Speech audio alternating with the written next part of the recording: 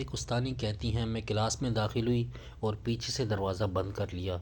میں نے فیصلہ کیا کہ آج اپنا سارا غصہ بچوں پر نکالوں گی۔ واقعی جس بچے نے ہوم ورک نہیں کیا تھا اسے پکڑا اور مارا۔ ایک بچے کو میز پر سوتے ہوئے پایا، اس کا بازو پکڑا اور کہا تمہارا ہوم ورک کہاں ہے؟ وہ بچہ ڈر کے پیچھے ہٹ گیا اور لرزتے ہوئے بولا بھول گیا ہوں، مجھے معاف کر دے۔ میں نے اسے پکڑا اور اپنے سارے غصے اور دباؤ جو میرے شوہر کی وجہ سے تھا اس پر نکال دیا۔ پھر میں نے ایک بچے کو کھڑا پایا، وہ میرے قریب آیا، میرا دامن کھینچتے ہوئے ہاتھ سے اشارہ کیا کہ جھک کر اس کی بات سنو۔ میں غصے سے مڑی، جھکی اور کہا بولو کیا ہے؟ وہ مسکرا کر بڑی معصومیت سے کہتا ہے کیا ہم کلاس سے باہر بات کر سکتے ہیں؟ یہ بہت ضروری ہے۔ میں نے اسے بے صبری سے دیکھا اور سوچا کہ ضرور کوئی معمولی بات ہوگی، مثلاً یہ کہ کسی ساتھی نے اس کا پین چوری کر لیا ہوگا۔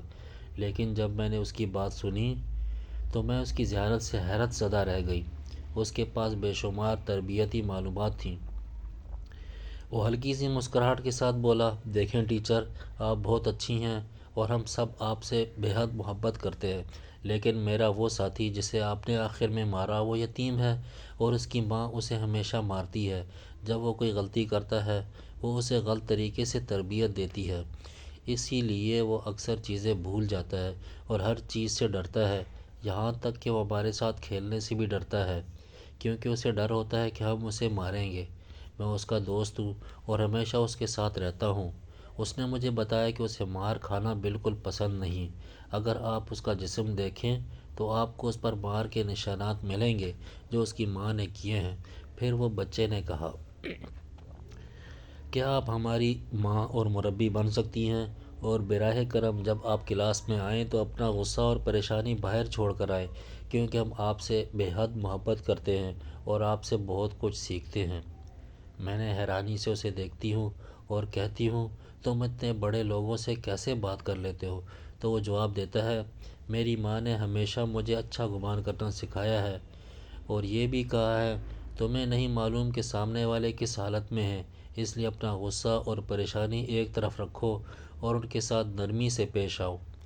دنیا میں بہت سی تکلیف دہ چیزیں ہیں۔ انہوں نے یہ بھی کہا اگر تم کسی کو پریشان دیکھو تو اس سے معافی مانگو، خواہ تم اس کی تکلیف کے ذمہ دار نہ ہو۔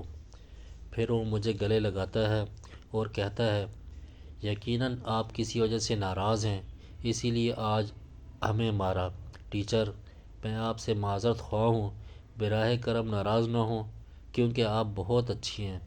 میں حیرانی کے عالم میں کھڑی تھی اور ایسا محسوس ہو رہا تھا کہ میں بچی ہوں اور وہ میرا استاد اور مربی ہے۔ کیا آج بھی ایسی تربیت ہوتی ہے؟ اور کیا اب بھی ایسی مائیں موجود ہیں جو اپنے بچوں کی اس قدر عمدہ تربیت کرتی ہیں؟ میں نے اس بچے سے کہا ٹھیک ہے میں اسے کیسے مناؤں؟ تو وہ بولا یہ لیں چاکلیٹ، وہ اسے پسند کرتا ہے، اگر وہ آپ کو معاف کر دے تو اپنے رب سے استغفار کریں اور سبحان اللہ و بحمدہ کہیں تاکہ جنت پہ آپ کے لیے ایک درخت اگے۔ میں نے کہا جیسے دنیا میں درخت ہے؟ وہ بولا میری ٹیچر، جنت کے درخت دنیا کے درختوں جیسے نہیں ہوتے۔ میری ماں نے بتایا کہ جنت کے درخت کے پھل بہت نرم، بڑے اور شہد سے بھی زیادہ میٹھے ہوتے ہیں اور ان میں کوئی بیج بھی نہیں ہوتا۔ میں نے پوچھا انس، کیا میں تمہاری ماں کو کوئی تحفہ دے سکتی ہوں؟ وہ بولا ہاں، مگر وہ ہمیشہ کہتی ہیں کہ انس میرا تحفہ ہے۔ میں نے کہا واقعی تم ایک بہت بڑا تحفہ ہو اور بہت پیارے بچے ہو۔ انس نے کہا چلیں آئیں احمد کو منائیں، میرے پاس 5 روپے ہیں، اس سے چاکلیٹ خرید لیں اور احمد کو دیں اور کہہ دیں کہ آپ نے اس کے لیے خریدا ہے۔ میں نے انس سے کہا تمہاری ماں ایک عظیم خاتون ہے، وہ جنت کی حقدار ہیں۔ وقت گزرتا گیا۔ مس ریحام آپ کیسی ہیں؟ میں نے مڑ کر دیکھا تو انس تھا۔ اب ایک جوان لڑکا اینک پہنے کھڑا تھا اور اس کی ماں اس کے ساتھ تھی، جن کے چہرے پر نور تھا۔ بعد میں انس کی ماں میرے لیے ایک تحفہ لے کر آئیں اور کہا آپ انس کی استاد تھیں، یہ تحفہ میری طرف سے قبول کریں، آپ نے جو اچھائی انس کو سکھائی یقیناً اس میں آپ کا بھی حصہ ہے۔ میں نے حیرانی سے کہا کیسے؟ وہ بولی الحمدللہ میرا بیٹا ڈینٹل کالج میں لیکچرر ہے۔ میری آنکھوں میں آنسو تھے۔ میں نے کہا آپ کا شکریہ، یہ ہدیے تو آپ جیسے لوگوں کے لیے ہے۔ آپ سمجھتی ہیں کہ آپ نے صرف انس کی تربیت کی، حقیقت میں آپ کی تربیت نے مجھے بھی سدھار دیا۔ آپ کے بیٹے نے مجھے سالوں پہلے ایک سبق دیا جس نے میری زندگی بدل دی۔